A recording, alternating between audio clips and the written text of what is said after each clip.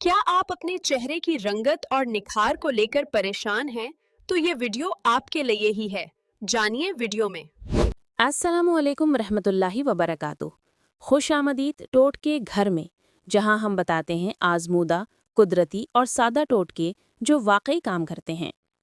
आज मैं आपके लिए लाई हूं एक ऐसा नुस्खा जो चेहरे को गहराई से साफ करे, चिकनाई दूर करे और जिल्द को दे कुदरती निखार और ताजगी।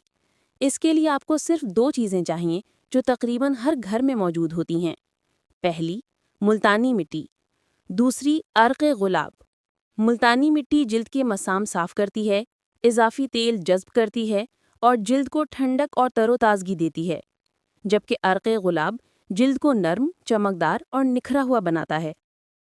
एक साफ प्याली में एक चम्मच मुल्तानी मिट्टी डालें।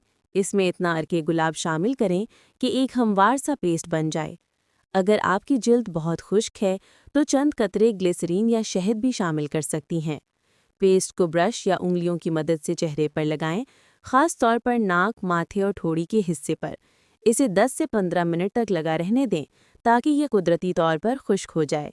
फिर नीम गर्म पानी से चेहरा धो लें और तौलिए से हल्के हाथों से खुश्क करें। आप फौरन महसूस करेंगी कि चेहरा ठंडा, साफ और चमकदार लग रहा है।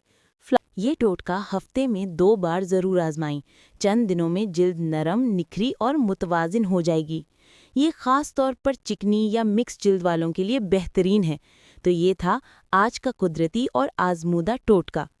अगर आपको वीडियो पसंद आई हो तो लाइक, शेयर और सब्सक्राइब करना न भूलें ताकि आपको अगले मज़ीद खूबसूरती के राज सबसे पहले मिल सकें। अगली वीडियो में मुलाकात होगी। तब तक के लिए खूबसूरत रहें, सेहतमंद रहें, खुश रहें।